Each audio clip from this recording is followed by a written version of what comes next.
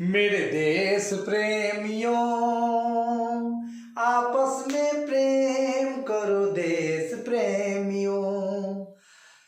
Hello everyone, intelligent mathematics classes में आप सभी का बहुत बहुत स्वागत है। आज का वीडियो है 10th क्लास के विद्यार्थियों के लिए जो बिहार बोर्ड की तैयारी कर रहे हैं, उनके लिए एक वीडियो, एक चैप्टर का कॉन्सेप्ट फिनिश। तो आज हम बात करने वाले हैं समांतर श्रेणी के बारे में। यह एक चैप्टर का नाम है जो 10वां क्लास के विद्यार्थियों को पढ़ना है और 11th के विद्यार्थियों को भी ये पढ़ना है आगे चलकर, लेकिन अभी हम इसमें कॉन्सेप्ट देंगे 10th क्लास वालों के लिए। तो समांतर श्रेणी, इसका अंग्रेजी में नाम होता है अर्थमेटिक प्रोग्रेशन। अंग्रेजी में नाम अर्थमेटिक प्रोग्रेशन। शॉर्ट में इसको एपी लिख दीजिए, काम चलेगा। तो समांतर श्रेणी को हम लोग एपी लिखते हैं। A for arithmetic, P for progression. चलिए, परिभाषा है अनुक्रम A1, A2, A3, dot dot AN को एपी में कहते हैं यदि शर्त है कि A2 में से A1 को घटाइए, यानी कि दूसरा नंबर में पहला नंबर को घटाइए, बराबर तीसरा नंबर माइनस दूसरा नंबर, चौथा नंबर माइनस तीसरा नंबर, ये डॉट डॉट अचर के बराबर होगा। इसका मतलब क्या हुआ भैया कि दूसरा वाला संख्या में से ना पहला को घटा दीजिए, दूसरा में से पहला को घटा दीजिए, तीसरा में से दूसरा को घटा दीजिए। हर बार अंतर आपको बराबर आना चाहिए। अगर ऐसा है तो वह एपी कहलाएगा, ऐसा नहीं है तो एपी नहीं कहलाएगा। आया समझ में? दूसरा संख्या में से पहला संख्या घटाइए, तीसरा संख्या में से दूसरा संख्या घटाइए, चौथा संख्या में से तीसरा संख्या घटाइए। हर बार अंतर अगर समान आता है तो वह एपी में कहलाएगा, समांतर श्रेणी में कहलाएगा। अब लीजिए ना, कुछ उदाहरण दे देते हैं। ऐसे थोड़े ना होने वाला है, कुछ उदाहरण लीजिए महाराज, एगो दो उदाहरण लीजिए और एक दो उदाहरण अपना ए में से निकालिए। ऐसे नहीं होने वाला है। तो देखिए 10, 15, 20, 25, 30, डॉट डॉट एपी में है। कैसे एपी में है भाई? एपी का जो गुण है वो यह फॉलो करेगा तब ना एपी होगा। ऐसे हो जाएगा? है होगा? बताइए ना, ऐसे होगा? नहीं ना होगा। तभी होगा जब एपी का ये गुण है। देखिए यहाँ A2 में से A1 घटाएंगे, घटाइए तो 15 में से 10, 15 में से 10 घटेगा तो 5, मन में रखिएगा। अब A3 में से A2 घटाना है तो तीसरा संख्या है 20 में से 15 घटाइए, 20 में 15 घटाइए, फिर 5, यहाँ भी 5 आया, इसमें भी 5 आ रहा है। अब 20 में से 15 घटाइएगा, इसमें भी 5 आ रहा है। अब चौथा नंबर में तीसरा नंबर घटाना है तब 25 में से 20 घटाएंगे तो यहाँ भी 5 आने वाला है और आगे भी 5 आने वाला है। अब तो पक्का है कि यह एपी के गुण को फॉलो कर रहा है। इसका मतलब हुआ कि 10, 15, 20, 25, 30, 35, 40, ये जो संख्या इस तरह से बढ़ रहा है, यह एपी के अंतर्गत है।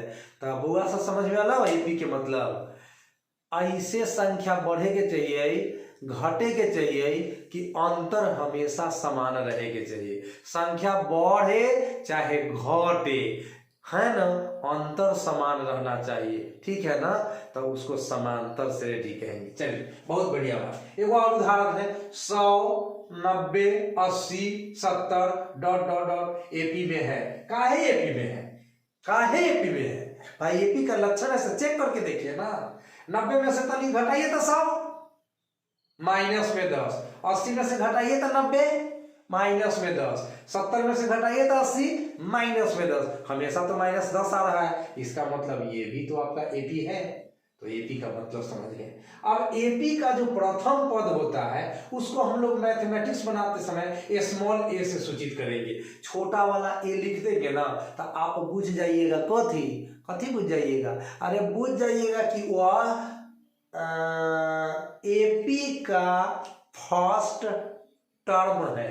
प्रथम पद को ए से सूचित किया जाता है तथा इसके सार्व अंतर को हम स्मॉल डी से सूचित करेंगे। लीजिए एक उदाहरण पेश करते हैं, जैसे 23, 26, 29, 32 एपी में है। ये तो अब आपको जानकारी हो गई कि एपी में काहे है।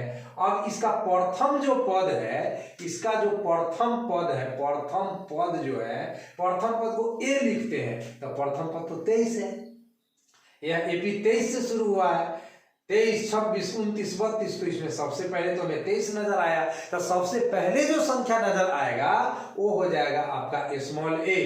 तो ए का वैल्यू हो गया 23, 23। और डी निकालना है ना, तो आप सेकेंड वाला नंबर में फर्स्ट को घटा दीजिए, या थर्ड वाला नंबर में सेकेंड वाला को घटा दीजिए, या फोर्थ नंबर में थर्ड नंबर को घटा दीजिए। आप किसी भी पद में से उसके पीछे वाला पद को माइनस कर दीजिएगा ना, तो आपको निकल जाएगा सार्व अंतर। इसका नाम पदांतर भी है, कॉमन डिफरेंस अंग्रेजी में बोलते हैं। तो डी का मान निकालने के लिए 26 में से हम 23 को घटा दिए तो 3 आ गया, यानी 3 का अंतर है। तो इस तरह से ए का और डी का वैल्यू निकाल दिए। अब आइए अगला टॉपिक है एपी का अंतिम पद, या उसको एनवा पद भी बोलते हैं। एपी का अंतिम पद जो होगा उसको एनवा पद भी बोलते हैं। तो उसको हम लोग टीएन से भी सूचित करते हैं और एएन से भी सूचित करते हैं। आपको जो अच्छा लगेगा ना वह से सूचित कर लीजिएगा, ऐसे दोनों व्यवस्था है ना। तो टीएन से भी और एएन से भी। तो फॉर्मूला याद रखिएगा, A plus N minus 1 into D. इसमें ए का वैल्यू डाल दीजिए, एन का वैल्यू डाल दीजिए, डी का वैल्यू डाल दीजिए, और आपको जितना नंबर पद निकालना होगा वो आपका निकल जाएगा। कभी एपी का 10वां पद निकालने को कहा जाएगा, कभी एपी का 20वां पद निकालने को कहा जाएगा। ऑब्जेक्टिव एक पूछता है, एगो एपी दे देगा आपको, कहेगा कि 7, 10, 13, डॉट डॉट डॉट इसका 16वां पद बताइए। तो आप क्या करिएगा, इसमें ए का वैल्यू हो गया 7, एन का वैल्यू हो गया 16 और डी का वैल्यू हो गया 3। अब ए का, एन का, डी का वैल्यू डाल करके इसको सरल कर दीजिएगा तो इसका 16वां पद निकल जाएगा। आया समझ में? तो इस तरह से 16वां पद निकाल करके अपना ऑप्शन को देखिए, टिक मारिए, 1 नंबर पाइए। तो ये फॉर्मूला का यूज बता दिया मैंने यहाँ इसके लिए। अब है एपी निकालने को कहा जाता है, कभी कभी आपको एपी निकालने को कहा जाएगा। तो आप यूं समझिए कि जब भी हमको एपी निकालने को कहा जाएगा तो आपको ए का मान और डी का मान, बस 2 ही चीज की जानकारी होनी चाहिए। तो आप क्वेश्चन में दिए गए शर्त के मुताबिक ए का वैल्यू निकालेंगे, डी का वैल्यू निकालेंगे, है ना।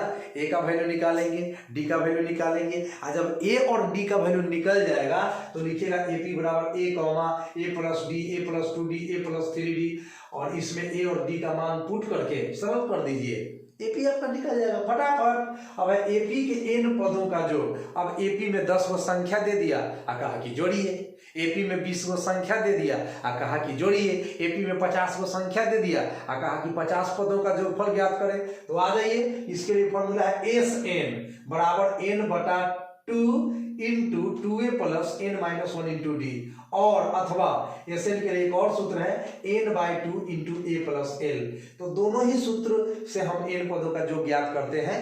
अगले वीडियो में हम बताएंगे आपको कि कैसे इसका यूज करना है। फिलहाल अभी हम सूत्र का कंसेप्ट दे रहे हैं। तो एपी के एन पदों को जोड़ने के लिए दिमाग में रखिए कि 2 फॉर्मूला होता है, एस एन बराबर n/2 into 2a plus n minus 1 into D, and दूसरा सूत्र होता है एस एन बराबर n/2 इंटू ए प्लस एल। इसमें एल लास्ट टर्म होता है, एल क्या होता है, लास्ट टर्म है ना, ए होता है फर्स्ट टर्म।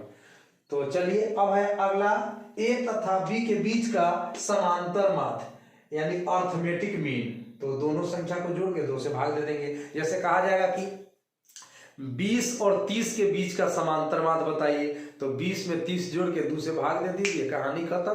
तो 20 में 30 जोड़िएगा तो 50 और 2 से भाग दीजिएगा तो 25। तो 20 और 30 के बीच का समांतर माध्य कौन हो गया, 25 हो गया। अब इसी तरह से आप आपसे पूछा जाएगा कि 10 और 20 के बीच का समांतर माध्य बताइए, तो 10 में 20 जोड़ दीजिए तो 30, अब भागा 2 तो 15, तो समांतर माध्य निकल गया। अब एक और क्वेश्चन हम HW आप लोगों को दे देते हैं। आप लोग अगर इस वीडियो को देखते हैं तो इसको सोल्व करके इसका आंसर आप लोग कमेंट में लिखिएगा। 3/x, 4, 10 AP में है तो x का मान व्हाट क्या होगा, व्हाट। ये 2 नंबर का क्वेश्चन आप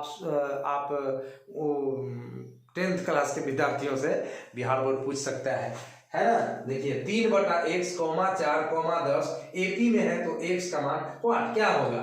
तो अगर 3 को संख्या है तो AP का लक्षण क्या होता है, second number minus first number बराबर third number minus second number, ये AP का तो गुण होता है। तो हमने लिख दिया सेकेंड नंबर क्या है तो 4 माइनस फर्स्ट नंबर क्या है तो 3/x, और थर्ड नंबर क्या है तो 10 माइनस सेकेंड नंबर क्या है तो 4। अब यहाँ से आपको रैखिक समीकरण को सोल्व कर देना है। आपने रैखिक समीकरण को सोल्व करने का जानकारी 8th क्लास में लिया है, 9th क्लास में लिया है, हर जगह रैखिक समीकरण को सोल्व करते हैं। तो इसको आप लोग सोल्व करके x का मान निकालिएगा और कमेंट सेक्शन में जाकर लिखिए कि x का वैल्यू कितना आया। और इस वीडियो में इतना ही, अगले वीडियो में हम AP के क्वेश्चन को सॉल्व करेंगे। तब तक के लिए बाय बाय, गुड नाइट, जय हिंद।